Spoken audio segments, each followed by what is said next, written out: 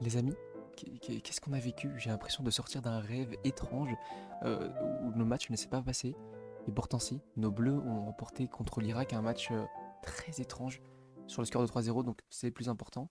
Mais je sais pas, il y a eu une ambiance bizarre.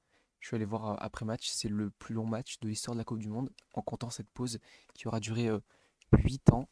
Donc on va faire un petit débrief quand même, mais le match était très étrange. Mais il y a des choses à dire quand même, parce que le match était intéressant. Et pour ceux qui n'ont pas pu voir le match, qui sont allés dormir, ce que je comprends, euh, je vais essayer de vous expliquer au mieux ce qui s'est passé. Mais bon, c'était un match quand même assez sympathique, malgré une pause de 9 siècles. Donc c'est parti pour mon petit débrief, avec mon chouchou Élysée, comme toujours. Mon homme du match, l'orage et la pluie, le déferlement, non pardon, excusez-moi. Bien sûr, Mbappé, qui est, qui a sorti la veste héros, la veste patron pour cette Coupe du Monde et qui fait énormément plaisir. Les retours défensifs, il y en a eu. Il a fait des déclarations en conférence de presse sur son pressing qui allait avoir lieu. Et on a vu quelques séquences où il a fait un pressing et ça on adore. Ça on adore parce que bah, ça change totalement une équipe. Des attaquants qui font un pressing. On peut le voir avec le PSG, avec Dembélé, avec le Bayern de Olysée. Donc voilà, Mbappé, doublé, le premier but est exceptionnel. Il fallait attendre longtemps, longtemps avant le deuxième but, toute une pause. Et mais non, super match d'Mbappé, présent dans les duels, décisif, des retours défensifs. J'ai adoré son match. Et j'ai hésité quand même parce que je me suis dit c'est un peu facile de mettre Mbappé doublé homme du match. J'aurais voulu mettre Dembélé aussi ou Manu Koné, qu'on mettra un peu plus tard dans une autre catégorie.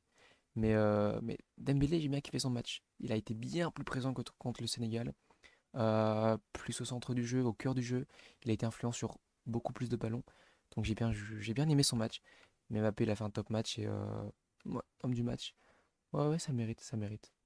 Ma déception, Koundé, notre ami du FC Barcelone. Alors, déception, c'est un mot peut-être un peu fort, mais on en attend peut-être un peu plus de ce joueur qui a été peut-être le joueur du dernier Euro 2024. Euh, et c'est notre seul latéral droit de métier, on va dire au niveau Coupe du Monde. Donc voilà. Maintenant avec ce match, j'aimerais bien voir contre la Norvège un petit Warren Zaïre-Emery en latéral droit, reposer Koundé, le laisser sur le banc, le laisser se reposer. J'aimerais bien voir Warren, même si c'est pas son job. On a vu avec le Paris Saint-Germain qu'il a été exceptionnel dans ce poste. Et pourquoi pas tester un nouveau latéral droit. Mais Koundé a été en difficulté ce soir, enfin cette nuit, pardon. Il a été en difficulté, mais je ne lui en veux pas. Il a fait un match un peu décevant parce qu'on en attend beaucoup plus d'un joueur de son niveau, d'un des meilleurs joueurs à son poste. Avec la saison qu'il a fait l'année dernière au FC Barcelone, avec l'Euro qu'il a fait en 2024. On en attend un peu plus de lui. Donc déception en mots forts, mais c'est peut-être le joueur, on va dire, qui n'a pas complété les attentes. On en attend un peu plus de lui, mais ça ne change pas que j'adore ce joueur et que si je le mets là, c'est que je sais et que je connais ses capacités. On les connaît tous. Il peut faire bien plus, bien mieux. Et c'est peut-être un des meilleurs latérales à son poste. Donc on en attend un peu plus. Maintenant, il y a eu un élément déclencheur et j'ai hésité parce que normalement, dans les éléments déclencheurs, on met un fait de jeu. On met une action dans le match, un but, un retour défensif, un arrêt de gardien, un penalty. Mais non, là, ça a été la pluie. Parce que la pluie, l'orage, a précipité la mi-temps. Pendant les 15 dernières minutes de la première mi-temps, les joueurs, on ne les voyait plus. Je ne sais pas si, pour ceux qui ont vu le match, c'était bizarre. Les joueurs, on ne les voyait plus. Il y avait un orage devant eux. Il y avait de la- un, un brouillard. C'était n'importe quoi ce match.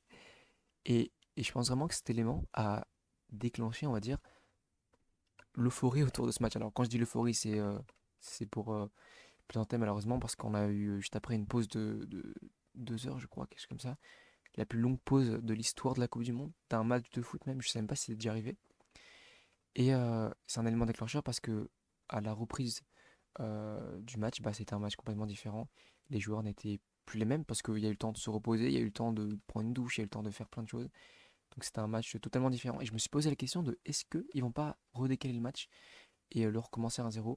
Mais je me suis dit avec le calendrier qui est tellement précis, détaillé, tu peux pas décaler d'un jour le match, ça chamboule totalement l'organisation. Donc non, je me suis dit bon, bah, ça va reprendre et tous les sites d'information disaient que ça allait reprendre dans quelques heures. Et ça a finalement repris, mais ça a conditionné tout le match, cet orage, cette tempête. Donc voilà, c'était un match encore une fois très étrange. Et c'était obligatoire de mentionner ce déferlement de pluie. Maintenant, quelques révélations. Les amis, est-ce que je suis le seul à être tombé amoureux de ce joueur Koné, Manu Koné? Alors, évidemment, il était déjà très bon dans les autres sélections, dans les autres rassemblements de l'équipe de France, mais quel joueur! Je, je suis sous le charme de ce joueur. Je ne le voyais pas beaucoup en club, honnêtement, je regardais pas beaucoup ses matchs. Mais là, je vais tout regarder. Je suis tombé amoureux de ce joueur. C'est un joueur élégant, c'est une tour de contrôle, c'est un joueur classe. Sa complémentarité avec Rabiot est vraiment intéressante. Mais individuellement, il a été magique, magnifique. Et je suis vraiment tombé amoureux de ce joueur. Donc j'espère qu'il sera titularisé pour de nombreux matchs. Alors évidemment, ce n'était que l'Irak, entre guillemets que l'Irak. On n'est pas sur une sélection qui est favorite de ce mondial. Mais quand même, c'est c'est une performance qui m'a vraiment fait euh, chaud au cœur. Donc j'adore ce joueur. Je vais beaucoup plus suivre, bien plus suivre, pardon, ses actualités, ce qu'il fait en club. Mais waouh, je suis impressionné. J'adore ce joueur. Et Manu Koné, révélation. Et je voulais même le mettre en homme du match. Mais je me suis dit, bon, on se calme. Mais il avait totalement la légitimité d'être homme du match dans cette rencontre. Et j'ai inventé une catégorie, mon coup de cœur. Donc il y a révélation et coup de cœur, il y a les deux choses. Mais Olysée, je suis tombé amoureux de Manu Koné.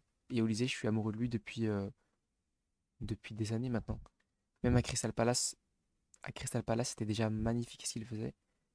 Mais ce qui était frustrant pour les gens qui le regardaient, c'est que personne ne le connaissait.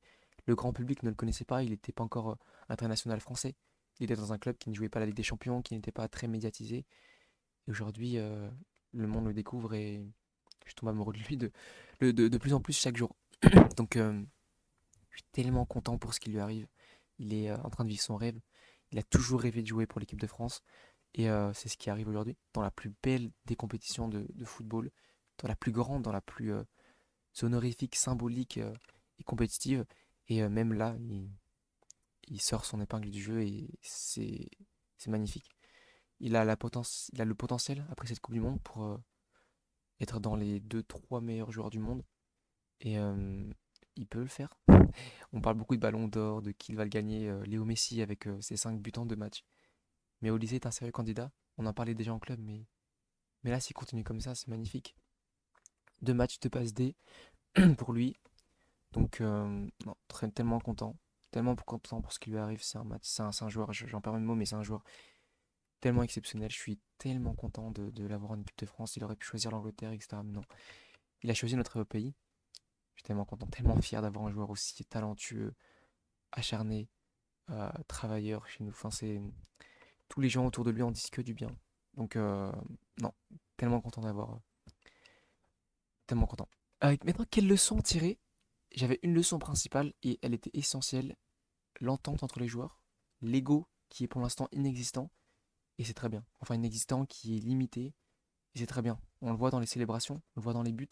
Lorsque Dembélé marque son but, on le voit là. Excusez-moi, lorsque Dembélé marque son but, la célébration autour, aucun ego, aucun visage fermé, que du bonheur. J'étais tellement content, l'altruisme entre les joueurs.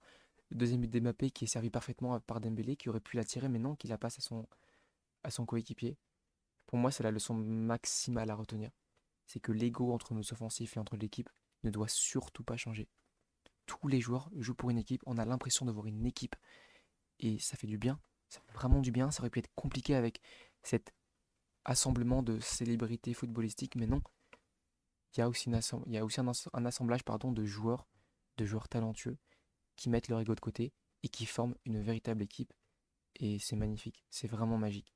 Et c'est une des leçons principales à retenir. Il faudra la continuer contre la Norvège vendredi, qui va être un match de malade. Et là, je réalise pas encore, mais France-Norvège vendredi, match fou furieux. Alors, ça va être minimisé et diminué parce qu'on est déjà qualifié, mais quand même, pour la première place, c'est important parce que la Norvège aussi sont à 2 victoires de match. Donc, non, ça va être un top match quand même. J'espère que on va continuer à voir cette équipe évoluer ensemble, ces joueurs, et surtout qu'on voit, s'il vous plaît, la titularisation de notre ami Koné, dont je suis amoureux maintenant. Et Je sais pas si vous avez vu son interview, ses conférences d'après-match. C'est un joueur qui a l'air hyper drôle, hyper sympathique. Ça me renforce encore plus à l'aimer, donc non, top joueur, top joueur. Voilà, c'était le débrief. Excusez-moi, il était un peu, voilà, un peu perdu parce que ce match était hors du commun. C'est un match littéralement unique dans l'histoire. On n'en reverra plus jamais des comme ça, sauf s'il y a des orages qui continuent. Mais non, c'était un super match. Malgré la tempête, malgré la pluie, j'ai beaucoup aimé voir cette équipe évoluer ensemble. C'est vraiment une équipe et j'aime voir ça. J'aime voir ça, j'aime beaucoup. Donc voilà, on se retrouve très vite pour une prochaine vidéo, peut-être sur France-Norvège ou peut-être avant, une petite analyse d'un autre match, je ne sais pas. Mais voilà, ça reste mes premières vidéos, donc je vous laisse, s'il vous plaît, être indulgent avec tout ça. Je vous fais plein de bisous, on se retrouve très vite. Allez les bleus, et gros bisous à vous tous, et voilà.